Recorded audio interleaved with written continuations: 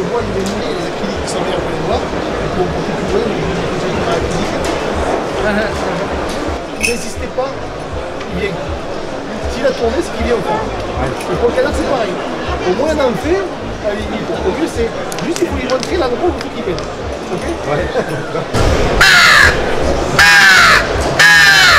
Là, j'ai donné aucun effet. Avec un peu de grave dans la gorge. Et pareil, la main va amplifier. Pour le corbeau, il faut faire 1, 2 ou 3 coups très longs, le plus long possible. Si vous faites, tout le monde nous abrite, tout le monde dégage, et plus personne ne filme pendant une heure. D'accord? Si vous faites. Ça veut dire que tu peux venir tranquille. Ok, d'accord. Si vous avez des formes, donc c'est un appôt qui imite le canquettement de la canne ou le canard quand il se pose. En mille, hein. En mille. Et puis en fait, à côté il y a le tracteur qui passe et La peau à canard qui se secoue.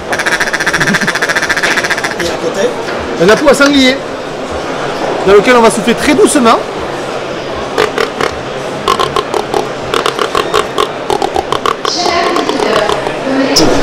Bonjour, je suis Hélène de la fabrication d'appos carpentracienne qui existe depuis 1868.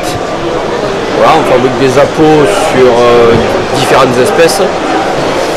On a plusieurs gammes, on a des gammes bois, on a des gammes synthétiques. On fabrique surtout des appos aujourd'hui pour l'approche. Donc on a des appos manuels comme l'appôt de chevreuil qui va s'utiliser en appuyant. Un petit coup sec, ça va être la femelle. Un coup plus long, ça va être la plainte du fan. Et jusqu'au fond, ça va être le jeune mâle. Après, on a des appos pour le gibier d'eau. Donc ça va être tout ce qui est anatidé, les canards surtout. Donc là, le canard colvert. On a des appos aussi pour les oies, l'oie cendrée.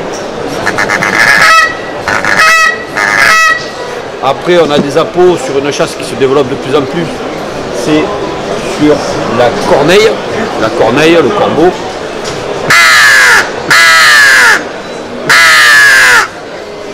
On a aussi pour l'approche beaucoup d'appos pour le renard.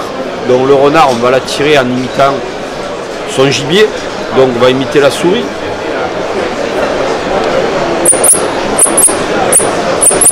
C'est des petits cris très secs. Après, pour chasser en sous-bois, on va imiter plutôt un oiseau blessé qui va tomber du nid. Voilà, on a une multitude d'appos. On a pour des oiseaux terrestres. Le faisan.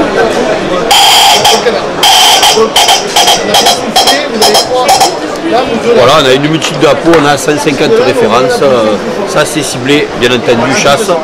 Après, on a aussi dans l'entreprise une gamme d'appos destinée aux enfants. C'est tout ce qui est rouge-gorge, mésange, rossignol. Ça, c'est plus des appos pédagogiques et ludiques.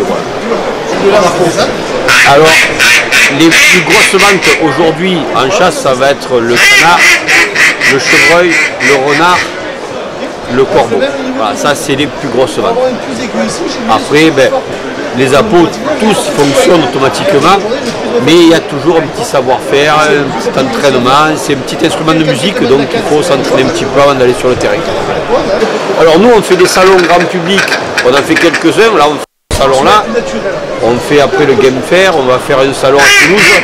Le but de notre place sur les salons, c'est d'expliquer le fonctionnement des appos aux gens. Parce qu'il y a beaucoup de gens qui achètent des appos mais qui ne savent pas s'en servir, ils vont y souffler 2 fois dedans, ils ne vont pas sortir le bon son, ils vont dire ah ben ça ne marche pas. Voilà.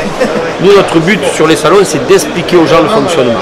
Après, nous, on travaille, nos produits sont distribués chez les armuriers, chez les gros VPCistes.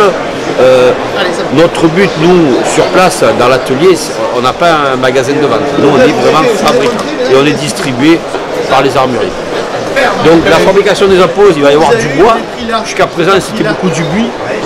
Le buis devient de plus en plus rare maintenant. Avec la pyrale, tout le buis a pris la maladie, donc on va être obligé de changer d'essence de bois. Mais à la base, c'était du buis. Les appos techniques maintenant et modernes, surtout pour le gibier d'eau, sont en matière synthétique, parce que le bois et l'eau, ça ne fait pas bon ménage. Et puis l'avantage du synthétique, c'est qu'il n'y a pas de gonflement, ça prend pas l'humidité, ça absorbe pas du tout l'eau. Donc on est vraiment tranquille, parce que quand on souffle dans un appôt, automatiquement il y a de la buée, et le bois absorbe cette buée, ça modifie le son. Les caisses de résonance sont différentes entre le début et la fin de matinée par exemple. Que sur le synthétique, ça ne bouge pas. Voilà pourquoi on fait de plus en plus d'appos synthétiques. Les appos sont beaucoup utilisés aussi sur des chasses d'approche. Aujourd'hui la chasse à l'arc se développe énormément, donc il y a beaucoup d'archers qui les utilisent, parce que pour un archer la difficulté c'est d'approcher au plus près le gibier, voilà.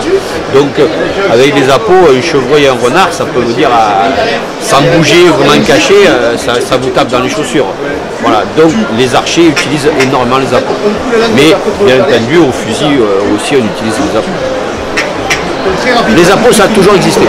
De tout temps l'être humain essaie de leurrer l'animal pour l'approcher le plus possible. Donc à la base, c'était fait ou en terre cuite, ou avec par exemple des noyaux d'abricots qu'on grattait de chaque côté, on enlevait la manne, ça faisait une caisse de résonance. Pour faire des sons aigus, ils utilisaient des plumes de doigts, ça faisait des petits tubes avec des petites hanches ou des petits roseaux, mais ça a toujours existé.